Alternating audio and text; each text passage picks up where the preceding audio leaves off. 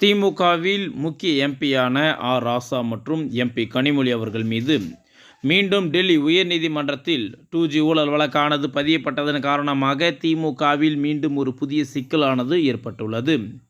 2014ஆம் ஆண்டு காங்கிரஸ் படுதோல்வி அடைந்ததற்கு இந்த 2G ஊழல் வழக்கு மிகப்பெரிய ஒரு காரணமாக இருக்கவே மீண்டும் 2G ஊழல் வழக்கானது எம்பி ஆர். ராசா அவர்கள் மீதும் கனிமொழி அவர்கள் மீதும் பதியப்பட்டதன் காரணமாக வரப்போகின்ற நாடாளுமன்ற தேர்தலிலும் திமுக தோல்வி அடைவதற்கு இந்த 2G ஊழல் வழக்கானது பெரும் சிக்கலை ஏற்படுத்தும் என திமுகவிற்கு தற்சமயம் ரெட் அலர்ட் ஆனது கொடுக்கப்பட்டுள்ளது. குறிப்பாக 2G ஊழல் வழக்கில் தற்சமயம் கையும் களவுமாக பிடிபட்டிருக்கக்கூடிய ஆர். ராசா அவர்களால் இந்திய கூட்டணியில் உள்ள முதலமைச்சர் ஸ்டாலின் அவர்களுக்கு பெரும் நெருக்கடி ஏற்பட்டிருக்கிறதா சொல்லப்படுது. மேலும் டெல்லி உயர்நீதிமன்றத்தில் இருந்து எம்பி கனிமொழி அவர்களுக்கும் எம்பி ஆர். ராசா அவர்களுக்கும் எதிராக வெளியாகியிருக்கக்கூடிய உத்தரவை முழுமையாக விவரிக்கிறது இந்த ஒரு காணொளி. நீங்கள் நம்மளுடைய சேனலுக்கு புதிய பார்வையாளர்களாக இருக்கீங்க அப்படின்னா மறக்காமல் சேனலை சப்ஸ்கிரைப் பண்ணிக்கோங்க. நீங்கள் சப்ஸ்கிரைப் பண்ணால் மட்டும்தான் அரசியல் வட்டாரத்தில் இருந்து வெளியாகக்கூடிய எந்த ஒரு தகவலாக இருப்பினும் அதை நான் உங்களுக்கு நோட்டிஃபிகேஷனாக கொடுக்க முடியும். மறக்காமல் சேனலை சப்ஸ்கிரைப் பண்ணிக்கோங்க.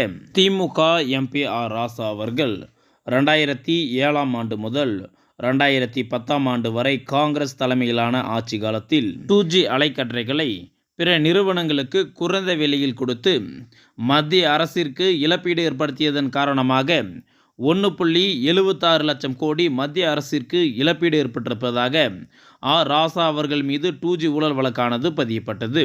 2G ஊழல் வழக்கில் இருந்து வெளிவருவதற்காக எம்பி கனிமொழி அவர்களும் எம்பி ஆர். ராசா அவர்களும் பல போலியான ஆவணங்களை கொடுத்து இந்த வழக்கில் இருந்து வெளியே சென்றதாக சிபிசிஐடி டெல்லி உயர்நீதிமன்றத்தில் மேல்முறையீடு மனு தாக்கல் செய்தது.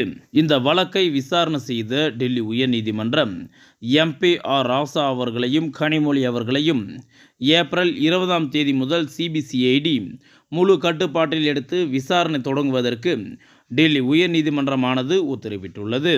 மேலும் திமுகவில் உள்ள மூத்த நிர்வாகிகள் எம்பி ஆர். ராசா அவர்களை குறித்து கருத்துக்கள் பதிவிட்டு வருவதாக தகவலானது வெளியாகியுள்ளது. குறிப்பாக எம்பி ஆர். ராசா அவர்கள் மத்தியில் அமைச்சராக இருக்கும்போது அவர் செய்த ஊழலின் காரணமாகவே காங்கிரஸ் 2014ஆம் ஆண்டு எதிர்க்கட்சியினரிடையே படுதோல்வி அடைந்தது.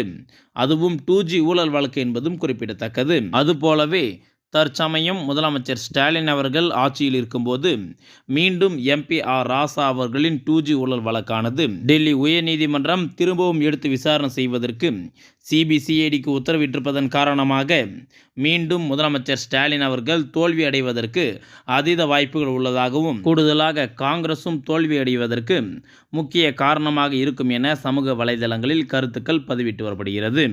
இதை பற்றி உங்களுடைய கருத்துக்களை எங்களுடன் பகிர்ந்து கொள்ளுங்கள். நன்றி, வணக்கம்.